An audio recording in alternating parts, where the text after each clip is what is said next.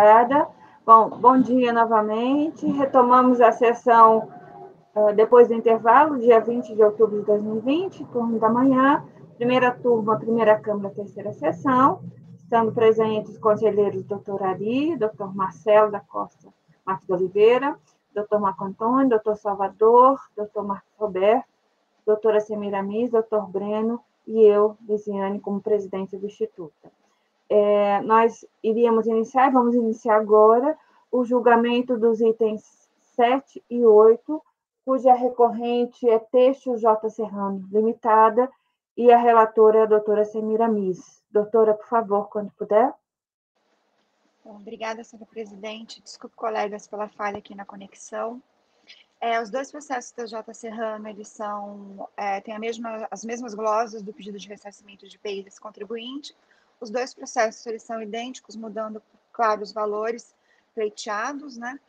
E, na origem, o contribuinte enviou esse pedido de ressarcimento de IPI, mas foi glosado em dois motivos. Um primeiro, em relação a créditos indevidos, que subdividem em duas classes, né? Os créditos indevidos por fato do emitente da nota fiscal não ter registro no CNPJ, e o outro motivo é a emitente de nota fiscal ser optante do Simples Nacional. O segundo motivo da glosa refere-se ao fato de que a auditoria demonstrou que houve utilização integral ou parcial na escrita fiscal do saldo credor passível de ressarcimento em períodos subsequentes ao trimestre em referência, até a data do envio do PERDECOMP. Passando diretamente à decisão de primeira instância, a DRJ entendeu que houve matéria não impugnada em relação ao Simples Nacional e em relação ao crédito de fornecedor não cadastrado, a DRJ identificou que na data da geração do crédito, o CNPJ estava ativo ainda dessas empresas, então restabeleceu o crédito referente à glosa de empresas com falta de inscrição no CNPJ. Então, inferior ao recurso de ofício, não é uma matéria devolvida para nós. Então, no recurso voluntário, a recorrente repete a mesma preliminar da manifestação de conformidade, no sentido de que há divergência entre os valores e também se insurge contra a matéria não impugnada, segundo a DRJ. Aponta erro na análise dos PERDECOMPs e sustenta, então, que faz jus ainda aos créditos de notas de Simples Nacional. Posso passar o voto? Alguma questão? Pode passar? Por favor, doutora. Obrigada, presidente. Então, em relação à preliminar de divergência de valores, essa preliminar ela abarca o seguinte: o contribuinte sustenta que não pode haver distinção entre o valor do principal exigido em virtude da não homologação da compensação e o valor das glosas. Ele entende que esse valor tem que bater e ser exatamente o mesmo.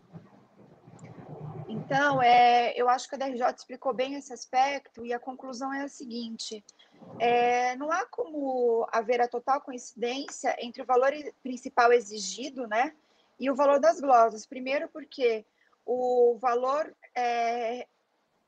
de principal exigido após a não homologação, ele se refere ao valor solicitado e utilizado na compensação, e o valor reconhecido. E o segundo, que é o valor reconhecido, ele é apurado com base na análise do crédito no programa, ou seja, ele considera as glosas efetuadas, mas leva em consideração também outros fatores quando da análise do crédito, ou seja, da auditoria nesse PERDECOMP. Então, não há que se ter a exata coincidência entre o principal e o reconhecido e as glosas. Então, aí eu neguei provimento a essa preliminar. Passando as matérias não impugnadas pela DRJ, a DRJ considerou como não impugnada o fato da diferença entre o crédito informado no PERDECOMP e o apurado pela Receita Federal nas planilhas intituladas demonstrativo de apuração de saldo credor ressarcível e demonstrativo de apuração após o período de ressarcimento. Então, tem essas planilhas juntadas ao despacho decisório, a RJ entendeu que não houve contestação sobre os valores nelas estampados. Então, o despacho decisório estampou que o valor do crédito é inferior ao solicitado e utilizado em razão das glosas de créditos indevidos, né, do CNPJ, tanto em questão a não cadastrada como baixada, e também a questão do Simples Nacional. E a utilização integral ou parcial na escrita fiscal do saldo credor passiva de ressarcimento em períodos subsequentes ao trimestre em referência até a apresentação da PERDECOMP. Na manifestação de inconformidade, de fato, não se observa a contestação do segundo motivo. Então, considero como correta a decisão da DRJ em considerar como não impugnada.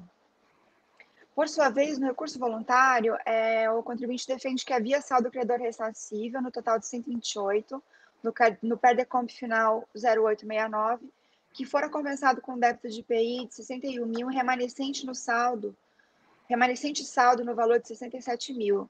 Então, sustenta que não teria havido análise correta dos dados. Com o fim da compensação do PERDECOMP 0869 e um saldo remanescente de crédito de IPI no valor de 67, a Texto Serrana aproveitou esse valor para compensar débitos de IPI de agosto de 2004. Para instruir esse aproveitamento de crédito de IPI, a Recorrente utilizou o PERDECOMP final 6996, que não foi homologado integralmente no despacho decisório para compensar o valor remanescente do crédito de IPI com o débito do mesmo imposto na segunda quinzena de agosto de 2004. Consta no despacho decisório que o valor total acumulado do crédito a ser ressarcido é de 103. Por isso, o limite dos PERDECOMPs deste processo é 103. Então, os argumentos não podem ser acolhidos. Como não houve comprovação para o segundo motivo das glosas, não houve prova dos equívocos, então, que tenha a delegacia de origem cometido. Por isso, todos os cálculos apontados no recurso não apresentam plausibilidade, eis que desacompanhados de qualquer outro documento de prova. Então, também negado o provimento em relação a esse argumento. Em relação ao último argumento, que é a existência e validade do direito ao crédito tomado de empresas optantes do Simples, mas que tiveram devoluções de mercadorias devidamente contabilizadas, as devoluções dos produtos, elas não estão contabilizadas no crédito pleiteado com base no artigo 11 da Lei 9779, porque esse dispositivo ele se refere à tomada de créditos relativos à matéria-prima, intermediário e material de embalagem. Então, a conclusão aqui é que ele deveria ter utilizado eventuais devoluções do Simples no abatimento de saldo devedor e não pedido de crédito com fundamento no artigo 11. Em relação à matéria de direito de aquisição de Simples Nacional, o artigo 23 da Lei Complementar 123 não admite o creditamento em relação a esse tipo de fornecedor. Então, a minha conclusão, senhora presidente, é por negar o provimento do recurso voluntário em ambos os itens 7 e 8. Muito obrigada, doutora Semiramis. Alguma pergunta, alguma questão? Então, a relatora está propondo negar provimento ao recurso voluntário nos itens 7 e 8. Podemos votar? Doutor Ari, por favor. Com a relatora, acompanhe. Muito obrigada. Doutor Marcelo? Com o relator. Obrigada. Doutor Marco Antônio? Acompanhe a relatora. Doutor Salvador? Acompanho. Obrigada. Doutor Marcos Roberto? Também acompanho a relatora. Obrigada. Doutor Breno? Com a relatora, presidente. Eu também acompanho a relatora. Então, a decisão nos itens 7 e 8 é por unanimidade de votos negar provimento ao recurso voluntário.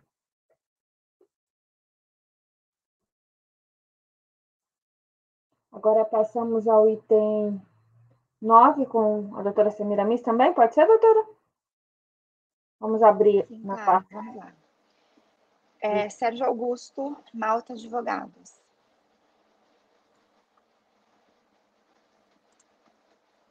Pasta Sérgio Augusto. Ótimo.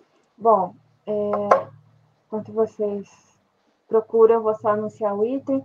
Então, nós vamos julgar o item 9, cujo recorrente é Sérgio Augusto Malta Advogados e Consultores Associados, e a relatora é a doutora Semiramis. Quando todo mundo conseguir abrir, e a doutora estiver pronta, nós iniciamos.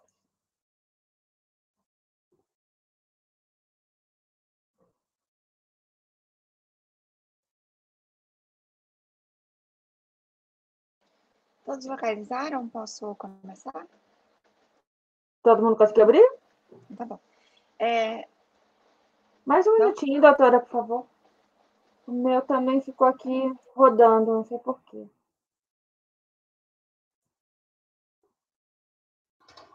Deve ser todo mundo tentando abrir ao mesmo tempo. Tá rodando, né? Tá rodando para todo mundo? Aí. Não, o meu tá abrindo ainda. Rodando, ó, aquela bolinha que eu digo. Não, o meu tá barrinha verde. Barrinha.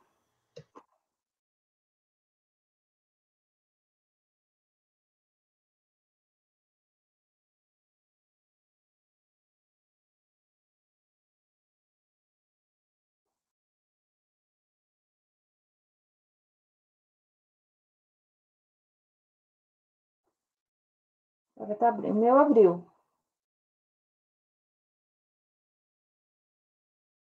Abriu, né? Marcos, Salvador. Marcelo, abriu o seu? Não.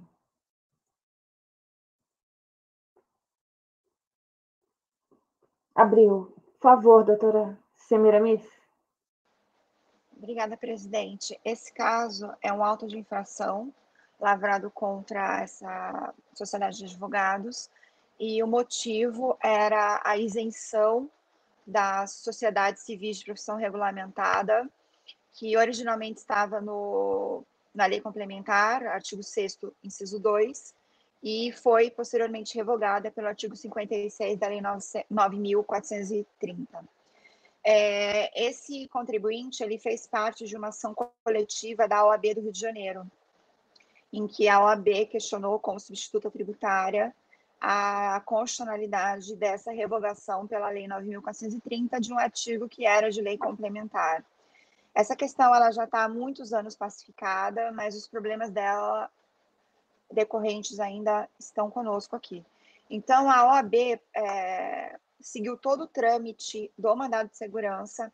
Em primeira e segunda instância, foi declarado de fato a inconstitucionalidade, mas quando chegou no Tribunal Superior, a decisão do TRF, que tinha dado provimento ao pedido do mandado de segurança, a decisão foi suspensa por medida cautelar no Supremo Tribunal Federal. Então, o questionamento aqui que o contribuinte faz não é nem em relação ao plano de fundo, se é constitucional ou não, obviamente, o artigo 56 de 9.430.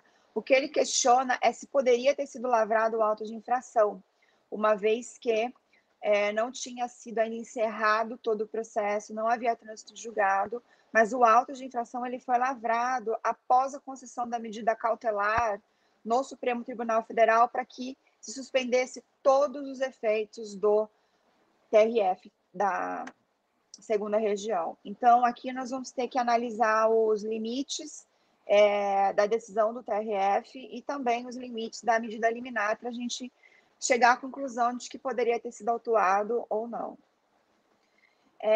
Então, passando ao voto, página...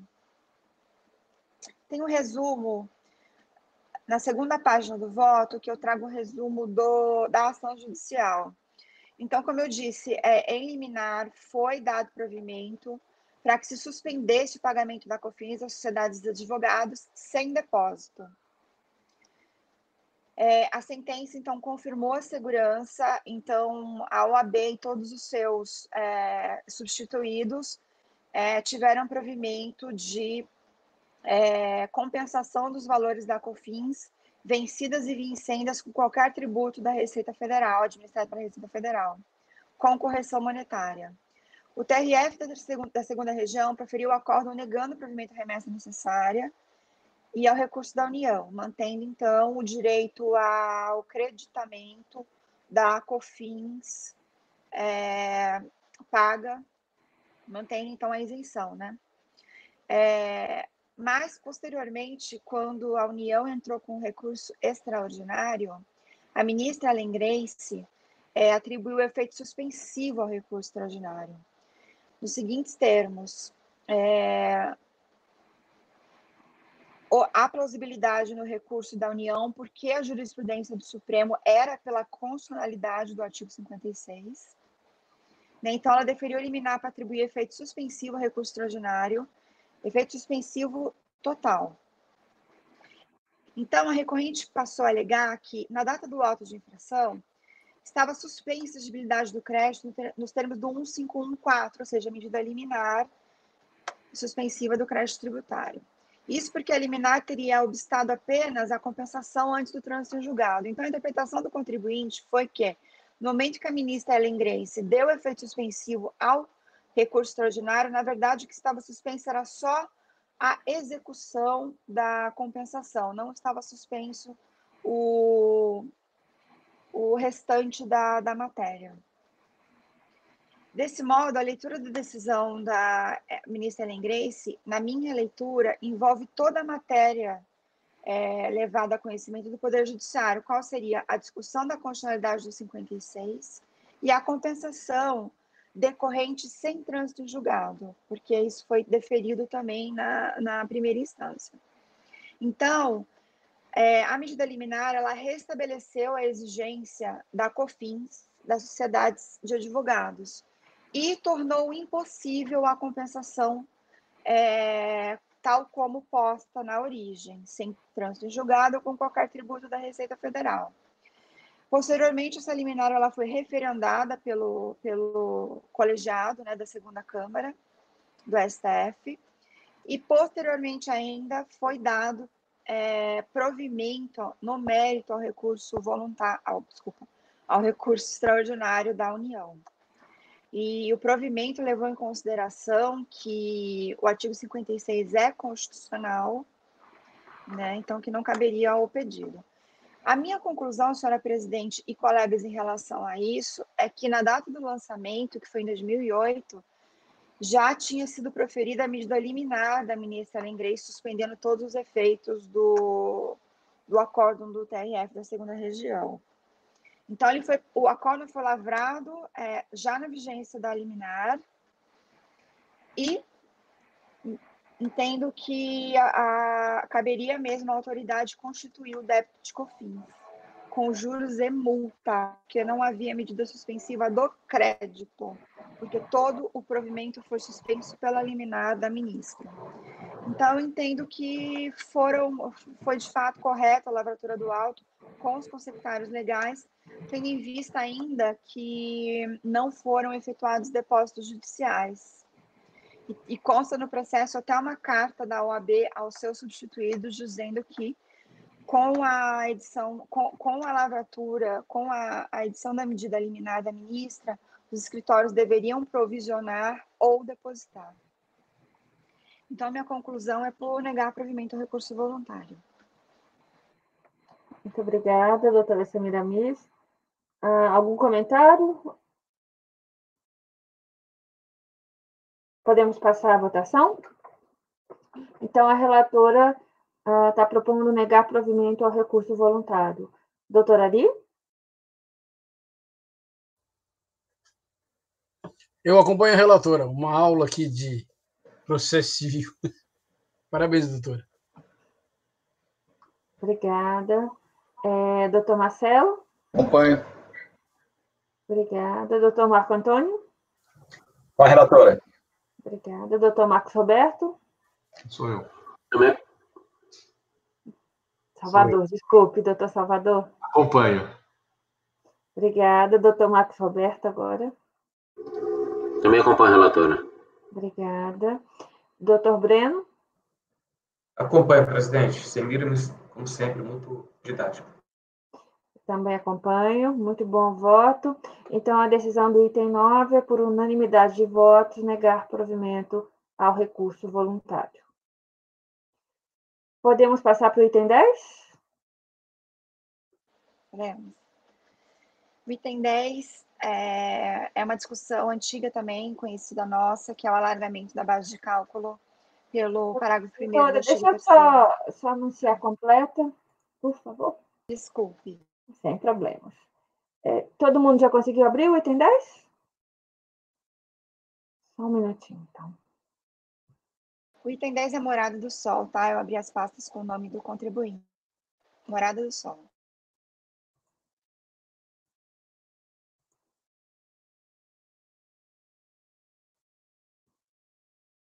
Pronto?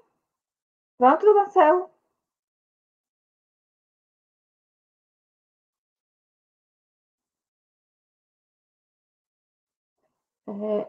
Então, eu vou anunciando. Vamos passar o item 10, cuja recorrente é Rodoviário Morada do Sol Limitada, e é da relatoria da doutora Semiramis. Assim que o doutor Marcelo conseguir abrir, nós... Conseguiu? Então, por favor, doutora, agora sim.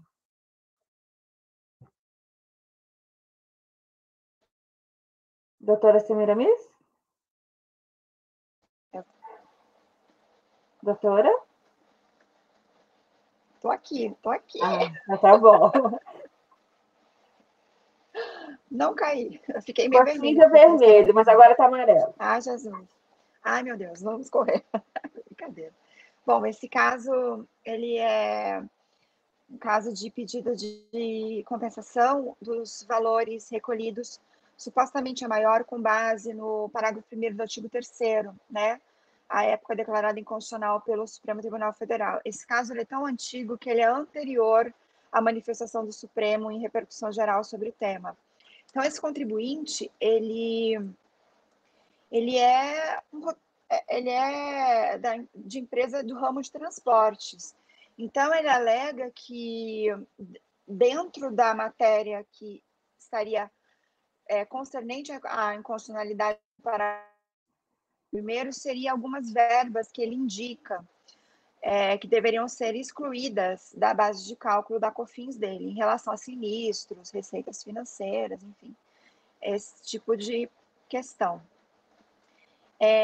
Então, a DRF, ainda na origem, ela intimou o contribuinte para apresentar quais seriam essas verbas e demonstrar na sua documentação a legitimidade dos valores pleiteados, né, em virtude da inconstitucionalidade. Então, ela foi intimada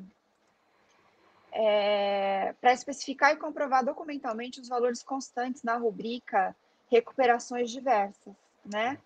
Que seriam, então, o que ele tinha escriturado para ressarcimento em virtude do parágrafo 1º. E como ele foi intimado para apresentar documentalmente os valores escriturados na rubrica recuperações diversas, na resposta à intimação, ele mencionou que essa rubrica continha reembolsos de despesas incorridos e de responsabilidade de terceiros, quais sejam reembolsos de despesas com sinistros acobertados por seguro, despesas incorridas durante o transporte cuja responsabilidade era do cliente, bem como desconto de faltas, aviso prévio e outras verbas salariais dos seus funcionários. E, em atendimento ao que foi solicitado, ele entende, comprovou documentalmente os valores constantes nessa rubrica, apresentando o livro Razão e os DARFs. E o restante ele diz que, considerando o prazo do pedido em relação ao prazo dos documentos, houve descarte do restante dos documentos. Doutora? Doutora? Doutora, deu uma cortadinha. Se você puder voltar um pouquinho, quando você falava do descarte dos documentos. Isso. Então, ele apresentou só razão e os DARFs, porque descartou o restante dos documentos, alegando que o prazo ultrapassado, ele já não tinha mais essa obrigatoriedade de manter. Então, a DRJ ela negou provimento, né, por falta de prova, ainda que trabalhasse com a matéria do Supremo Tribunal Federal. Enfim, então, passando ao voto, resumidamente, eu entendo que, de fato, só o livro Razão não daria para a gente fazer todo o trajeto do cálculo que ele fez para chegar nos valores que ele submeteu ao pedido de compensação. Então, em resumo, ele deveria ter trazido toda a conciliação da documentação, tal como o Marcelo nos ensinou. Até coloquei aqui tudo que o Marcelo nos ensinou a pleitear. Então, por falta de comprovação do indébito, eu neguei provimento ao recurso. Muito obrigada, doutora Semiramis. Alguma observação? Podemos passar a votação? Então, a relatora está propondo, no item 10, negar provimento ao recurso voluntário. Doutor Ari, por favor. Acompanho. Muito obrigada. Doutor Marcelo. Acompanho. Obrigada. Doutor Marco Antônio. Com a relatora. Obrigada. Doutor Salvador. Acompanho. Obrigada. Doutor Marcos Roberto. Também acompanho a relatora. Muito obrigada. Doutor Breno. Com a relatora, presidente. Obrigada. Eu também acompanho a relatora. Então, a decisão do item 10 é por unanimidade de votos, negar provimento ao recurso voluntário. Podemos passar para o item seguinte, 11? Vamos abrir o item 11, então. O contribuinte Oliveira Energia. Oliveira Energia. Bom, esse contribuinte foi fiscalizado... Deixa eu só fazer o anúncio aqui, por favor. Nós passamos ao item 11, cujo recorrente é Oliveira Energia Geração e Serviços Limitada, e a relatora é a doutora Semiramis. Todo mundo conseguiu abrir?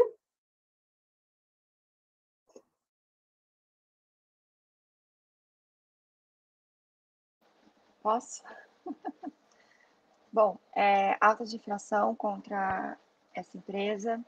A fiscalização identificou que, equivocadamente, ela colocou no regime cumulativo contratos que ela supunha que tinha remanescido no regime cumulativo, né? Segundo o artigo 10 da Lei 10.833. Então, ela tinha entendido que os contratos dela de empreitada, a preço determinado, bem e serviço, tinha ficado no regime cumulativo por causa do período. Mas, analisando os contratos, a fiscalização entendeu que o período não se coadunava com a disposição da lei. Então, que essas receitas da contribuinte teriam que vir para o não cumulativo. Em virtude disso, veio para o não cumulativo. Esse fato ela não contestou, ela disse que por uma falta de correta orientação, ela fez esse equívoco na contabilidade, então ela não se insurgiu contra essa migração dessas receitas específicas de contrato do cumulativo para o não cumulativo, e ainda na fiscalização, por migrar para o não cumulativo, a fiscalização procurou créditos para tomada no regime, e encontrou e concedeu os créditos. Aqui a questão principal que sobra para a nossa análise é apenas em relação a um argumento de que a recorrente teria saldo credor suficiente para cobrir todos os valores em aberto da exigência fiscal. Então, no momento em que a DRJ reconheceu mais créditos para esse contribuinte, fez uma reconstrução dos saldos desse contribuinte. Então, a única questão que ele põe é que houve reconhecimento de saldo credor para ele na escrita em relação aos períodos posteriores aos que teriam ficado em aberto. Então, ele entende que os posteriores poderiam cobrir os meses em que foi mantido o auto de infração. Então, passando ao voto, fica mais claro a questão da divergência de valores desse contribuinte. A diligência determinada pela DRJ levantou os créditos da não cumulatividade relacionados à prestação de serviço, tendo como resultado a existência do saldo a pagar apenas para os meses de fevereiro a maio. Ou seja, no momento em que a autoridade fiscal migrou as receitas do cumulativo para o não cumulativo, haveria sim mais créditos ainda a serem apurados em virtude do regime não cumulativo. E foi isso que a DRJ fez também ao determinar a diligência fiscal. Então, segundo o trabalho da diligência, com os créditos dessa empresa, sobrou auto de infração, ou seja, sobrou valores a menor a pagar, mantendo o auto de infração de fevereiro a maio de 2005. mas nos períodos posteriores o saldo foi credor desse contribuinte. Então, a decisão de piso cancelou o auto de infração em relação aos meses que houve saldo credor, que foi a maior parte dos meses do ano de 2005. E a recorrente se surgiu contra a planilha da diligência fiscal por entender que os saldos credores foram desconsiderados, ou seja, os posteriores a fevereiro e maio foram desconsiderados. Ele entende que deveria ter sido trazido para uma compensação total, para que não sobrasse auto de infração. Então, por isso, ele requer a reforma do acórdão, já que desconsiderou o saldo que ele entende como credor acumulado nas competências de janeiro, julho, agosto, setembro, outubro, novembro e dezembro, que daria um valor de 557 mil. Seria suficiente, então, para, segundo a ótica dele, cobrir o lançamento de fevereiro a maio. O cálculo proposto pelo contribuinte não tem amparo legal, e em seguida eu trabalho com as planilhas da DRJ para demonstrar isso. Então, as planilhas da diligência replicadas no voto decorrem do esboço da corretificadora relativamente ao ano 2005, considerando todos os créditos de PIS e COFINS que foram confirmados pela fiscalização, em função dos registros contábeis e dos documentos comprobatórios analisados. Observe-se que os saldos foram reconstruídos considerando todo o crédito da não cumulatividade, o de estoque, o de importação, o pago, o retido e os saldos anteriores. Então, está tudo posto na planilha, em relação ao PIS e em relação ao COFINS. Então, só de olhar na planilha, dá para perceber que houve o aproveitamento de tudo identificado na diligência, mais o restante da escrituração. Então, olhando o período de fevereiro, o PIS a menor para ser recolhido, o PIS saldo credor e a COFINS saldo credor de janeiro foi trazido para o cálculo de fevereiro. Então, está aqui na tabela de saldo anterior. Só que, ao se observar março, abril e maio, não temos saldos credores, por isso nada foi trazido para saldo anterior e foi mantido em relação a esses meses o auto de infração. Obviamente, em relação aos posteriores em que houve saldo credor, nada foi mantido de lançamento. Então, nos termos do primeiro a terceiro das leis 10.833 e 10.867, as contribuições são apuradas com receita e crédito mês a mês. Dessa forma, janeiro de 2005 teve saldo credor que fora levado em consideração para a apuração de fevereiro, mas ainda sobrou saldo devedor em fevereiro. Entretanto, o valor a pagar das contribuições foi maior que o somatório de todo o crédito, por isso a manutenção do auto de infração para fevereiro, março, abril e maio. Por sua vez, esses meses não tiveram cobertura de crédito. E na apuração das contribuições, segue a regra da não cumulatividade nos termos da lei de regência. Portanto, o desconto dos períodos com saldo a pagar nos saldos credores posteriores não atende à não cumulatividade. Por sua vez, a compensação tributária com fundamento no 170 tem as regras procedimentais também no 74 da Lei 9.430.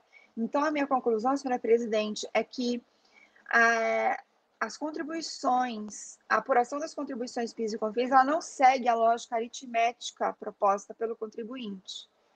Então, ou seja, não dá para se tomar todo o crédito posterior e trazer para a compensação anterior, já que a reconstrução de todo o saldo foi feita já com todos os créditos concedidos pela fiscalização e aqueles postos na escrituração. Então, eu entendo que a decisão do DRJ está correta em seus valores, não temos mais nada a deferir ao contribuinte na minha concepção. Então, em virtude disso, eu neguei provavelmente o recurso voluntário. Muito obrigada, doutora Semiramis. Algum comentário? Então, a relatora está propondo, no item 11, negar provimento ao recurso voluntário. Vamos passar a votação. Doutora Ari, por favor. Acompanhe a relatora. Muito obrigada. Doutor Marcelo. Acompanho. Muito obrigada. Doutor Marco Antônio. Acompanho a relatora. Obrigada. Doutor Salvador. Acompanho. Obrigada. Doutor Marcos Roberto. Também acompanho a relatora. Muito obrigada. Doutor Breno. Com a relatora. Obrigada. Eu também acompanho a relatora. Então, a decisão é por unanimidade de votos negar provimento ao recurso voluntário no item 11. Podemos passar para o 12? Peço, por favor, que os senhores abram.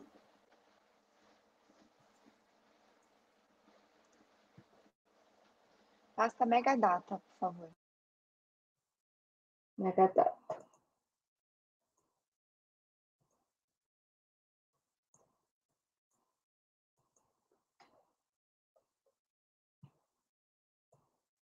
Todo mundo conseguiu? Bom, então vamos passar ao item 12, cuja recorrente é Megadata Computações Limitada e a relatora é a doutora Semiramis. Quando estivermos prontos, por favor, doutora. Pois não, esse caso é bastante interessante. É um auto de infração de imposição de multa isolada por compensação não homologada. E o interessante é que antes desse caso já tinha sido lavrado um auto de infração de multa isolada. Esse auto aqui é um auto complementar, porque com a mudança na legislação houve alteração no percentual da multa, né? Então, esse auto aqui, ele é complementar ao anterior. O anterior aplicou a multa isolada com 50% já ali, 50%, né, da multa isolada, o anterior. A fiscalização entendeu que houve o equívoco dela própria e que o valor da multa isolada seria 75 e não 50. Então, esse auto aqui que nós estamos, ele se refere ao complementar de 25%. Esse caso ele já foi julgado, o original ele já foi julgado. Quem relatou foi o Inderley, muito antigo já o caso do Inderley, não era nenhuma turma que a gente conhece que ele pertencia, e ele declarou a nulidade formal do auto de infração. E só por causa disso, eu entendo que o complementar já cairia automaticamente. Mas mesmo assim, eu analisei a questão. Eu queria passar o voto para os detalhes, não é muito longo, mas passando ao voto, no processo final 2009-39 foi aplicada a multa isolada de 50% no valor digital sobre os débitos de PIS inseridos na DECOMPS consideradas pela então DEFIS como não homologadas. Por sua vez, o presente processo tem como objeto o auto de infração que exige o complemento de 25%. Uma vez que o percentual correto para cálculo da multa isolada seria de 75% e não 50%, como fora lançada no processo 2009-39, que foi o processo relatado por Inderley, em que houve a nulidade do auto de infração na decisão. De plano, constata-se no mencionado processo, do qual este é complementar, a multa isolada foi julgada improcedente pelo CARF, tendo sido anulado o auto de infração por vício formal. O auto de infração complementar deste processo foi lavrado em 15 de 4 de 2010, com a mesma descrição do auto de infração e mesmo enquadramento legal nos seguintes. Vejam que é o artigo 18 da Lei 10.833. Ressalto que o termo de verificação fiscal deste processo há incoerência quanto à capitulação da infração. O auditor responsável pelo procedimento constatou o erro material na elaboração do auto de infração por ter inadvertidamente usado o percentual de 50% do valor compensado indevidamente, onde o correto seria 75% do valor compensado indevidamente, conforme o artigo 18 da Lei 10.833. Dessa forma, a capitulação da multa foi no 18, com redação pelas leis 11.051 e 11.196, ou com a redação do 14.488 de 2007, como posto no TVF. Então, não sei se ficou claro aqui a incoerência, que na descrição legal foi colocado artigo 18, com redação da Lei 11.051 e Lei 11.196. Só que no TVF foi colocada a redação do 11.488, de 2007. É sabido que o artigo 18, na redação da 11.488, prevê a imposição de multa isolada em razão da não homologação da compensação quando se comprove falsidade da declaração apresentada pelo sujeito passivo. Ocorre que este caso não se trata de compensação não homologada, mas sim de compensação não declarada. E a fraude não foi sequer ventilada. A substituição do fato à norma, a descrição dos fatos, indicação do fundamento legal, alíquota, construção de base de cálculo, motivação, são elementos substanciais do lançamento. Dessa forma, os equívocos na determinação desses elementos ensejam a nulidade do auto de infração. Concordo com a decisão preferida pelo conselheiro Winderley no processo tal, no sentido de que o auto deve ser cancelado. Além da concordância, entendo que o mesmo resultado deve ser aplicado ao presente processo. O Winderley falou o seguinte, que da simples leitura do termo de verificação em comparação com a base legal que sustenta o lançamento, verifique-se a incoerência do valor da multa aplicada de 50% e o valor previsto na legislação que prevê o lançamento no patamar de 75 ou 50. A descrição da multa constante do auto de infração é compensação indevida realizada em declaração prestada pelo sujeito passivo, ou seja, não existe a indicada multa por compensação não declarada, confirmando uma discrepância entre a motivação e o valor da multa aplicada. De outro giro, no enquadramento legal, também presente no auto de infração, consta a multa por decompro considerada não compensada. Conforme exposto, a multa aplicada não guarda consonância entre o percentual aplicado e a suposta indicação legal da penalidade. Considerando que o lançamento em julgamento é para exigências de multas, ou seja, não trata-se de multa decorrente de exigência tributária, resta evidente que o próprio enquadramento legal da multa e o percentual aplicado está vinculado à própria motivação legal da exigência fiscal. Diante das discrepâncias, entendo que o auto deve ser anulado em razão da ausência de vinculação entre o percentual e o valor constante do fundamento legal apresentado. Some-se a isso, essa foi a posição do Winderley. O Winderley cancelou por vício formal. Some-se a isso ao fato de que a autorização formal para o lançamento complementar ter sido dada com suspedâneo no parágrafo 3º do artigo 18 do decreto.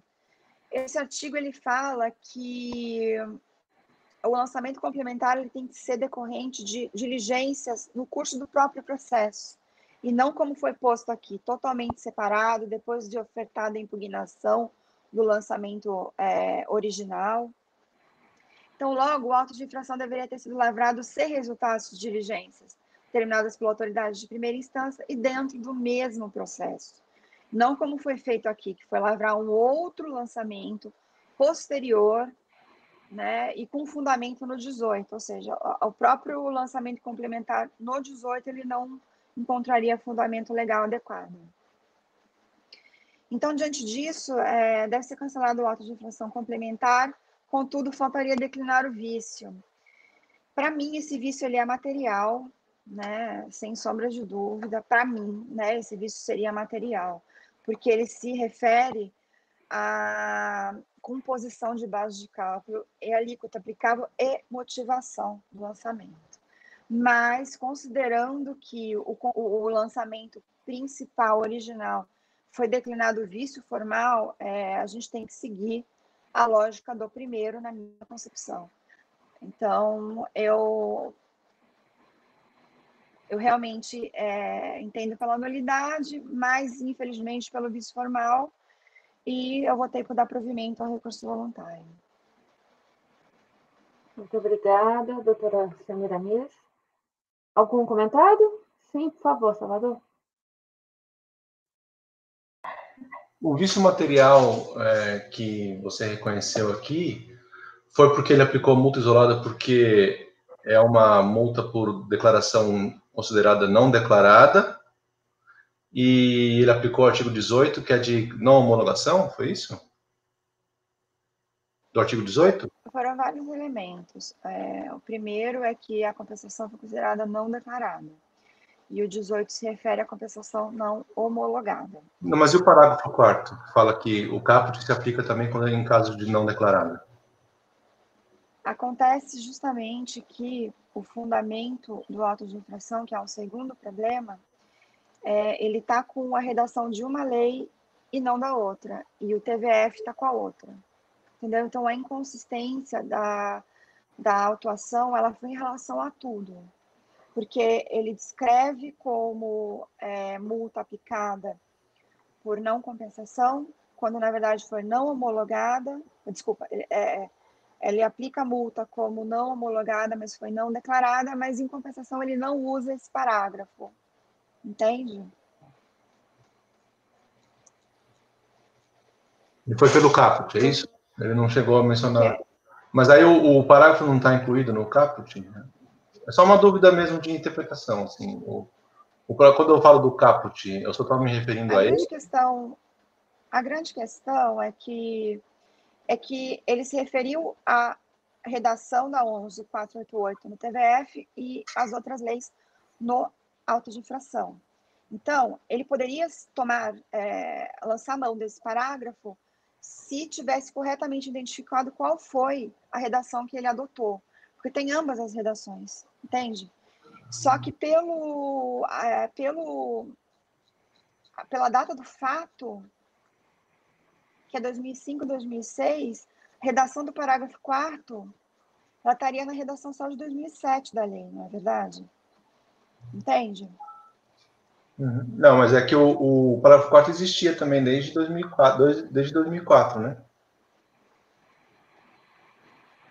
Uma redação bem parecida.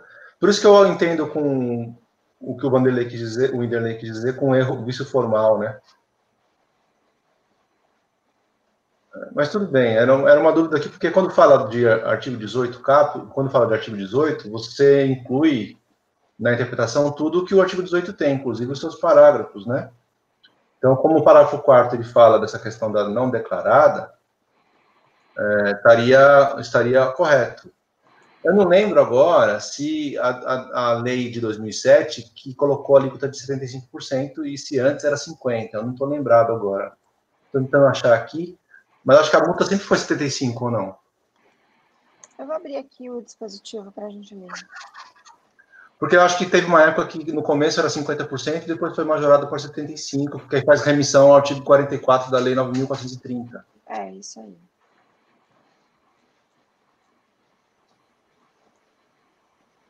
Bom, eu não sei se eu O artigo 18, com a redação da Lei de 2007. O lançamento de ofícios que tratam 90 tal limitar-se-á à imposição de multa isolada em razão da não homologação de compensação, quando se comprove falsidade da declaração apresentada pelo contribuinte. Aí o parágrafo 4º, ele fala que será também exigida a multa isolada sobre o valor total do débito indevidamente compensado, quando a compensação for considerada não homologada nas hipóteses tais e tais, considerando-se percentual no artigo 44.1, que é o de 75%, ou, se for o caso, duplicado. Eu lembrei. E essa redação foi dada pela lei de 2007. Porque antes o 18 não falava de falsidade. O caput do 18 era... Ah, não tinha sim. É a partir de 2009, né? Não, peraí, 2017... Peraí, 18. Ele remetia a fraude, dolo e simulação do artigo 71 a 73 da Lei 4.502. Sempre foi ligado à falsidade. Aí a sua argumentação é porque nos autos não tem nenhuma demonstração de falsidade, é isso? Também inclui essa argumentação, né? Na saída já a compensação foi não declarada, né? Então não tem nenhuma outra análise de nada, né? Então, assim, são vários fatores, tá? Acho que não sei se você concorda com todos, mas eu coloquei vários fatores aqui para problemas desse lançamento. Seguindo a linha que o Inderlei traçou, o fato de você ter essa incoerência de descrição do fato tributável, compensação não homologada e compensação não declarada, isso já é uma discrepância. O fato de ele ter usado a lei de 2007 no TVF e a lei de 2004 e 2005 no auto, também já é uma outra questão, né? E, paralelamente a isso, o fundamento que ele utilizou para fazer o auto complementar não poderia ser utilizado, porque o 18 ele fala especificamente em lançamento complementar em virtude de diligências e localização de crédito a ser constituído dentro de um mesmo processo. E aí, aqui no caso, ele não constituiu dentro de um mesmo processo e não foi também... foi um erro que ele próprio identificou e lavrou um segundo auto. Não foi algo identificado durante o curso do processo do lançamento original da multa, né? Então, são vários aspectos. E o aspecto da fraude também, claro, porque o 18 a gente já cancelou alguns autos por usar o 18, sendo que o 18 está vinculado à fraude, né? Então, enfim, são todas essas razões juntas. Eu vou concordar só com o início. Eu acho que não tem mais o que a gente discutir aqui. Eu acho que você não pode complementar o que não existe mais. Eu acho que o objeto já foi perdido aqui, entendeu? Foi o que a doutora Semira me falou no início, né? Foi o primeiro motivo que ela alegou para dar provimento ao recurso. Então, eu acho que não é mais caso da gente discutir se tem vício material, formal, não existe mais nada. Sim, tem razão. Você não pode complementar o que não existe. Sim, tem razão. Eu acho que não existe mais. Entendeu? Então, eu fico com o primeiro argumento da doutora Semira. Com os outros eu realmente acho que não podem ser discutidos mais.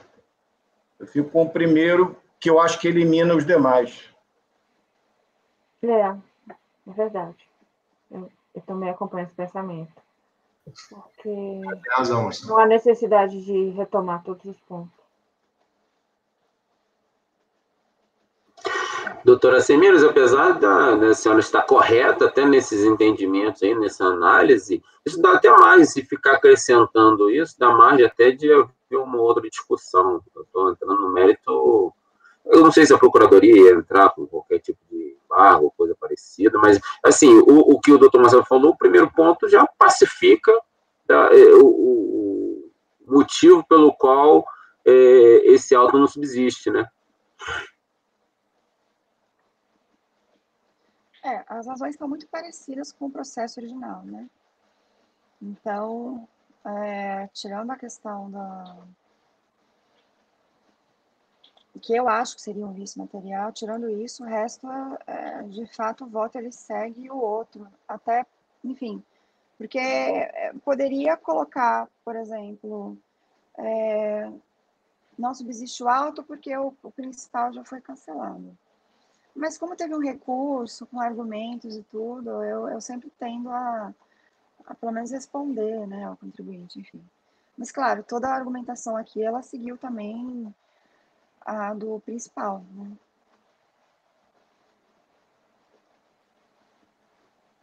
Mas eu entendo o comentário de vocês, né?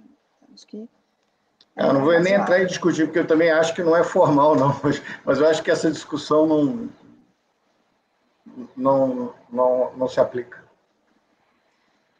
Eu realmente não consigo dar um voto simplista, dizer, olha, está cancelado porque o principal está cancelado, está aqui emenda. Eu não consigo fazer esse tipo de voto, entende? Então, eu preferi destrinchar todo o problema que lá também foi tratado para realmente dizer, olha, foi isso que aconteceu, correto, primeiro, esse aqui segue a mesma linha. Esse tipo de voto eu não consigo dar. Mas eu entendo.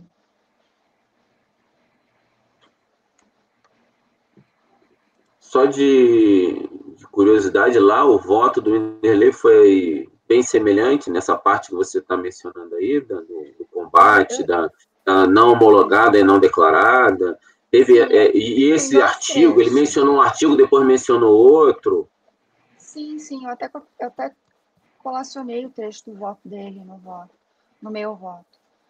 Entendeu? 2 trechos, na verdade. O primeiro trecho que eu colacionei dele foi essa questão do problema da suposta motivação ou da descrição do fato, enfim. Tem 4 parágrafos dele. Depois também tem a análise do artigo 18 que ele também fez, aí eu também coloquei a conclusão dele sobre essa questão do artigo 18. Entendeu? Eu perguntei isso porque, de repente... E aí eu usei a ementa dele para dizer que o voto é formal. Desculpa, que o vício é formal, entendeu? Então, assim, eu trouxe trechos do voto dele, e ao final eu trouxe a ementa para declinar o vício, né? Porque isso é matéria de embargos, né? Quando a gente não declina o vício. Por isso que, enfim, Eu achei melhor colocar todos os pontos para isso, para a gente concluir, afinal, que vício era, para dizer que isso aqui está igualzinho ao outro, enfim. A título de sugestão, não sei se os demais colegas concordam, só para, como você falou que estava simplista demais, você coloca que manteve a mesma linha de entendimento, que, melhor, foi adotado nesse mesmo processo, a mesma linha de entendimento do outro. Só para você não dizer que só anulou, só não cancelou o auto por conta do erro cometido da complementação do outro que já foi cancelado. Mas você bota que mencionou que ocorreu conforme nesse mesmo processo que ocorreu no primeiro, os mesmos erros. Não até se for o caso para complementar o seu voto, mas para explicitar somente que tratou-se da mesma coisa, vamos dizer assim, do mesmo erro cometido lá. É só a título de sugestão. Aqui nessa parte, né, que eu coloquei de plano, constata-se no mencionado processo, que é o Linderley, né, do qual este é complementar, que a multa isolada foi julgada improcedente, acordo número tal, tendo sido anulado de infração. Tendo sido anulado o lançamento por vício formal. Aí aqui que você falou para complementar, dizendo que a mesma análise feita lá é feita aqui, é isso? É nesse ponto? É só uma sugestão, não estou nem dando uma decisão minha ou o que seria ideal para o processo. Não sei o que os colegas acham dessa minha colocação. Acho que evitaria, talvez, que fôssemos pelas conclusões, né?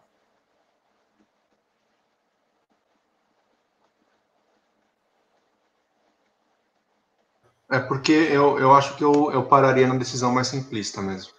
Eu pararia ali na questão do complemento. Mas tudo bem também.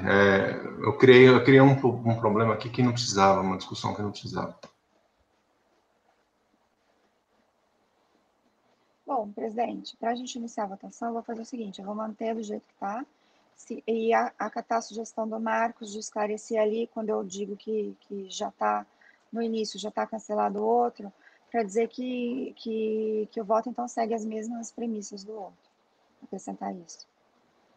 Tá bom, obrigada, doutora. Podemos agora votar? Doutora Ari, por favor. Acompanho a relatora.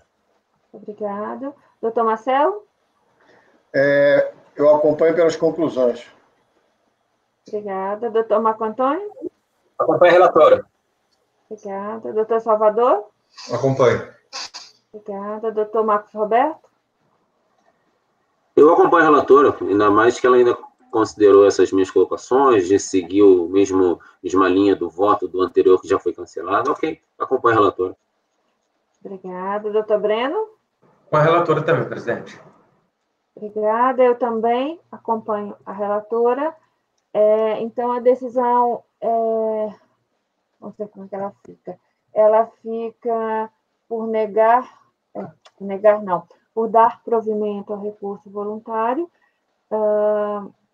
sendo que o doutor Marcelo votou pelas conclusões. Mas, de qualquer modo, quanto a dar provimento é por unanimidade.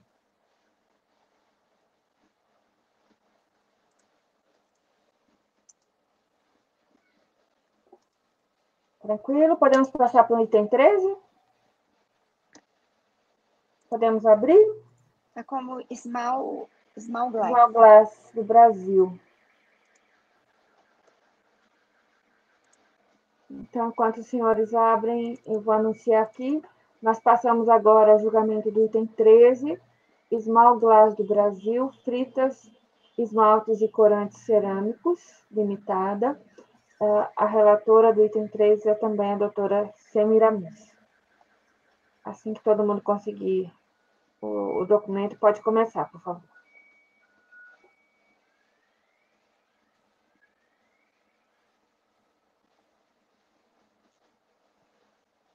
Esse daqui eu não me lembro dos detalhes. Posso passar direto ao voto? Aí eu vou lembrando e colocando para vocês. Pode ser? Tá bom, por favor.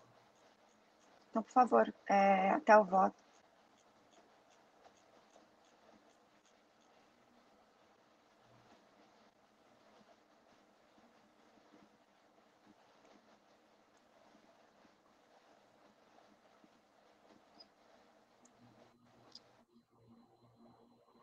na origem é mais um questionamento em relação ao parágrafo 1º do artigo 3º da Lei 9718. Esse contribuinte também apresentou PRODECOMPS e ele tinha uma ação judicial com trânsito em julgado. Então, ele teve o pedido procedente na ação.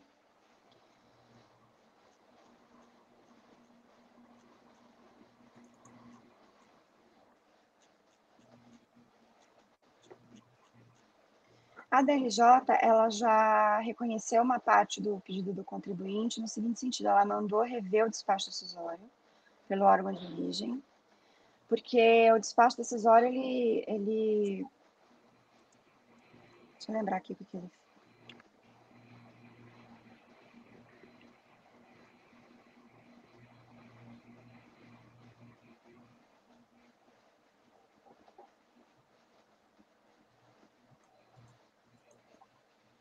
O despacho decisório, ele só reconheceu em parte o crédito.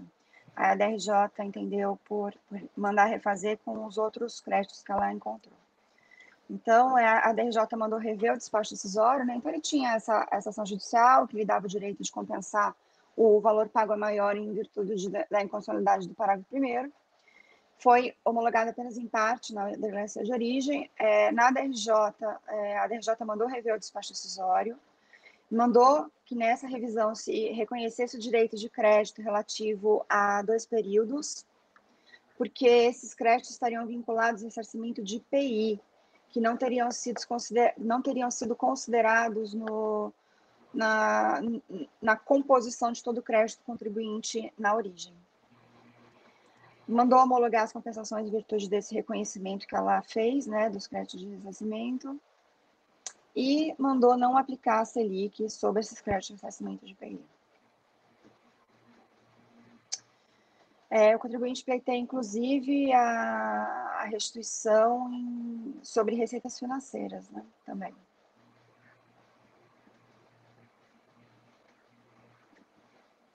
Um outro argumento do contribuinte para o recurso ordinário é que a fiscalização teria excedido o período de apuração da decisão judicial. Conforme relatado, quer dizer, a partir de agora, fazendo maiores informações, trata-se de declarações de compensação com fundamento na ação judicial, transitada em julgado e reconhecer a inconstitucionalidade do parágrafo 1º do artigo 3º e o direito do contribuinte de compensar os créditos pagos indevidamente. Em relação aos créditos pleiteados por esse contribuinte, o tópico do recurso voluntário dos créditos requeridos pela contribuinte é a repetição literal dos parágrafos tais da manifestação de conformidade. Ressalta-se que não contestou os fundamentos para a negativa pela DRJ dos pedidos de exclusão da base de cálculo das contribuições sobre as verbas isentas tributadas, ou seja, receitas financeiras, e o recolhimento após o decreto 5.164, que a empresa cessou o recolhimento do PIS/COFINS sobre as receitas financeiras. Ela entende que tem direito a reaver todo o período das receitas financeiras, porque parou de pagar a receita financeira por causa da alíquota zero em virtude da edição do decreto.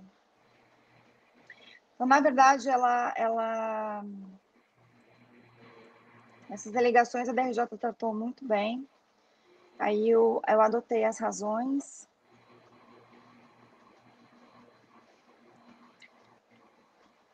As receitas financeiras, então, auferidas pelas pessoas jurídicas submetidas à incidência não cumulativa do PIS e COFINS, à exceção daquelas oriundas de juros sobre capital próprio e de operações de ED, não compõem a base de cálculo das contribuições somente a partir de 2004, em razão do decreto 5164, haver reduzido a alíquota incidente sobre receitas dessa natureza.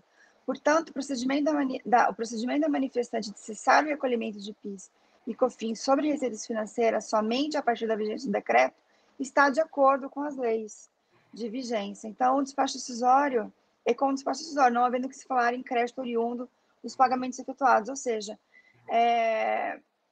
o pedido original de inconstitucionalidade do parágrafo 1º ele é diferente do pagamento dessas receitas na vigência antes da vigência do 5164. Então, aí aqui, na verdade, esse pedido ele não compunha a repetição do indébito, né? Em suma, é isso que a DRJ quis dizer.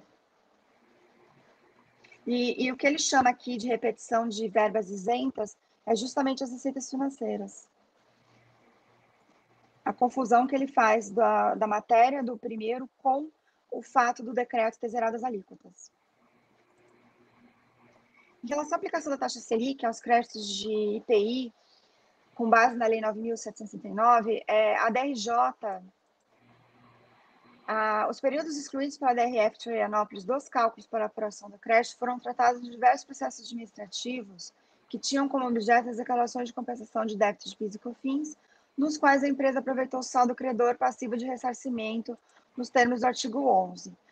Todavia, os créditos de PIS e COFINS compensados vinculados aos processos de ressarcimento de IPI foram apurados sob a sistemática do parágrafo 1º e, portanto, recolhidos com valor a maior, gerando assim um crédito passivo de compensação. Foi esse crédito que a DRJ trouxe para os autos. A DRJ consignou que esses períodos excluídos da apuração dos créditos no despacho decisório, por estarem vinculados a pedidos de ressarcimento de IPI, devem ter seus créditos reconhecidos, uma vez que foram tributados de acordo com o disposto na Lei 9718, sob qual as bases de cálculo do PIS e da COFINS abrangiam todas as receitas auferidas pela empresa. Contudo, expressamente consignou que não deveria ser atualizado pela Selic. A decisão de PIS externou o entendimento de que o crédito tributário foi extinto através da compensação declarada, o que não impediria a apuração do crédito por pagamento realizado a maior. Por isso, de fato, descabe a incidência da Selic sobre os créditos de IPI, porquanto já foram deferidos objetos de parcelamento. Dito de outra forma, não houve oposição ilegítima ao ressarcimento do crédito presumido de IPI, logo não é o caso de aplicação da súmula CARF 154. Qual que foi a questão aqui?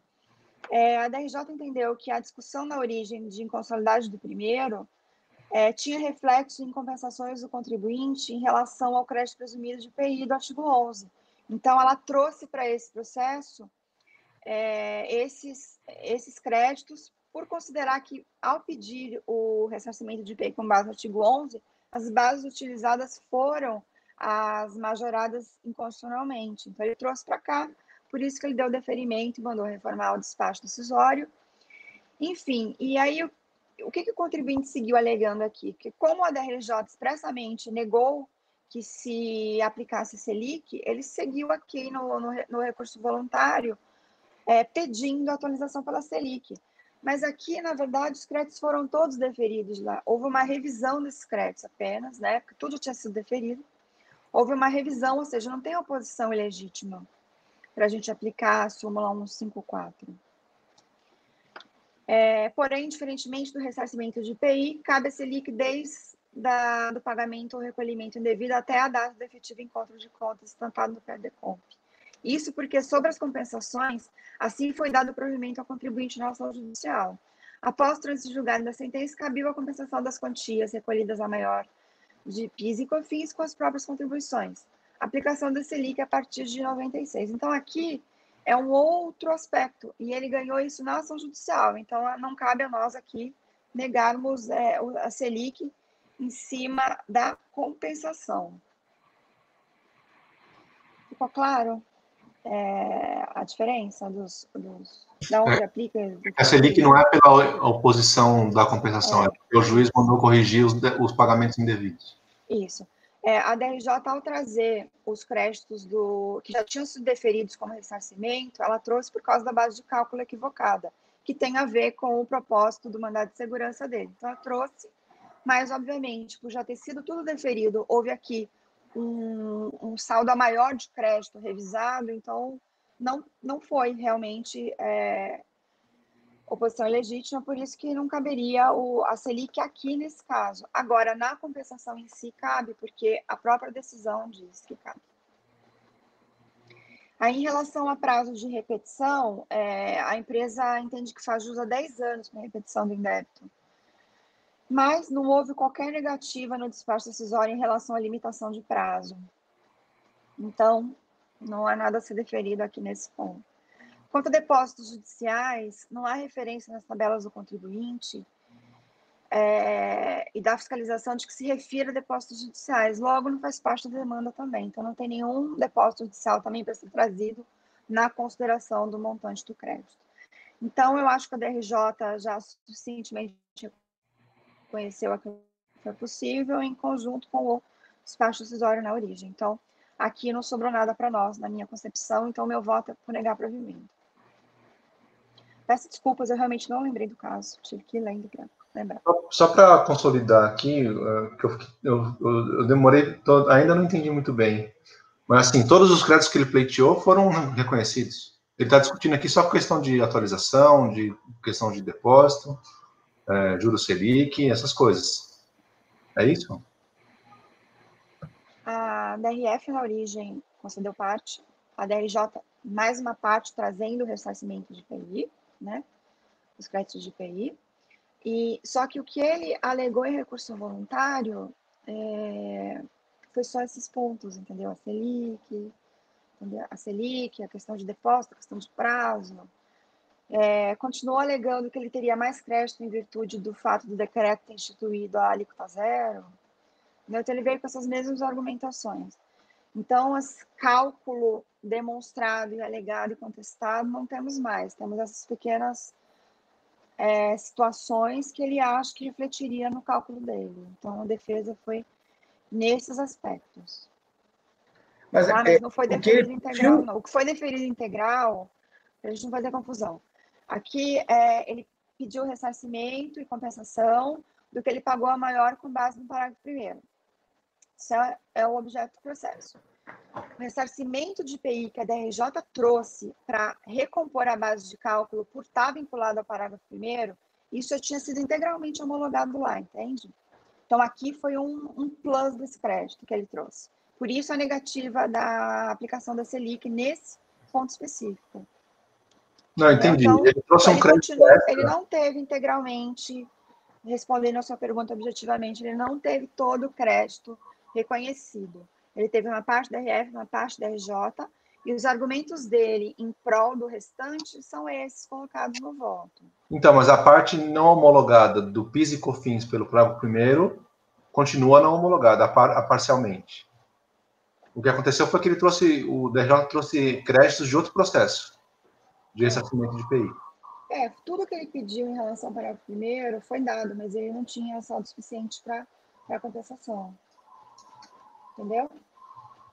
Então, assim, foi cumprida a ordem judicial, mas os créditos que ele tinha com base na ordem judicial foram inferiores a tudo que ele tinha de débito para compensar. Aí veio a DRJ... argumenta a questão da correção, que aí daria para... Se aplicasse o Selic, poderia compor esse débito. Tá, sim, e se considerasse também a COFINS zerada pelo decreto, ele também teria mais crédito. Então, assim, esse argumento realmente é fora mesmo, né? Porque... Essa questão da COFINS zerada, ele, assim, não chega a discussão se ele é lucro presumido ou não, né? Porque se ele é lucro presumido, ele está fora da COFINS zerada sempre, né? Assim, desde 98 ele está fora. Se ele tem não entra. Não entra. Ele realmente fez uma confusão. Ele fez uma confusão do alargamento com a outra matéria. Entendeu? Então, ele não teve toda a homologação, mas ele teve uma boa parte na origem e na DRJ. E foi interessante a DRJ ter trazido, né, esses créditos de PIS e COFINS. Porque eu acho que não foi também expressamente colocado isso na defesa deles de primeira instância. Então, foi bem interessante a DRJ ter trazido.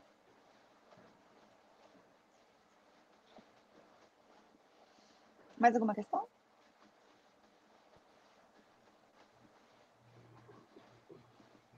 Não. Temi? Oi? Ah, você está aí. Esperando para ver se alguém tem mais alguma colocação. Porque quando você olha o despacho decisório aqui, ele fala que foi homologado parcialmente, né? A minha dificuldade aqui é assim, ele tinha um montante de crédito de PIS e COFINS por conta do parágrafo 1º da ação judicial. Uma parte ele pediu aqui, que foi homologado parcialmente, e uma parte ele pediu no ressarcimento de IPI, é isso? Não.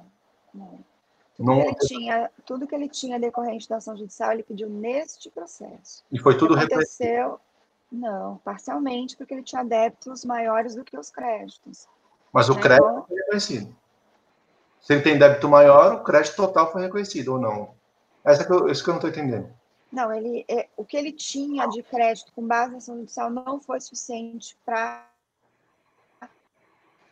homologar as compensações integralmente. Tá? E aqui ele pediu, então, em relação à ação judicial, parágrafo 1º. Tá? E aí, como o crédito de ressarcimento de IPI do artigo 11 leva em consideração base de cálculo majorada, por ele ter o provimento do parágrafo 1º, a DRJ trouxe esses créditos, reviu por causa da base e localizou mais créditos a serem concedidos. Por isso que abateu aqui e deu mais crédito para ele em primeira instância. Tá bom. Tá? E mesmo assim, não homologou integralmente. Por isso que a DRJ mandou homologar no limite que ela tinha concedido. E aí, as alegações dele para tentar aumentar esse crédito, na minha opinião, são inviáveis. Então, ele fica só com crédito já deferido mesmo pela DRJ e pela DRF. Teve uma parte boa na DRF, outra parte na DRJ. E ele continua não tendo a integralidade da compensação homologada.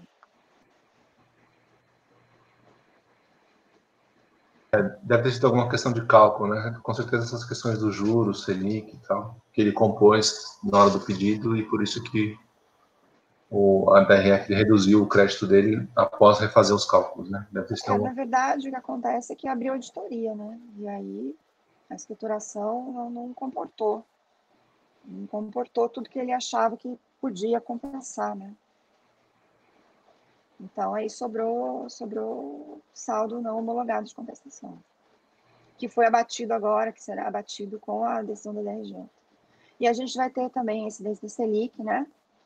E, então, na origem, não sei quanto disso vai ser possível homologar. Talvez só a incidência da Selic.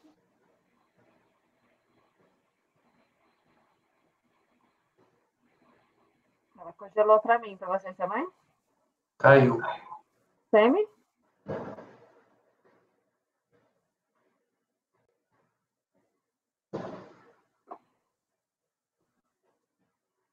Eu vou tirar ela daqui.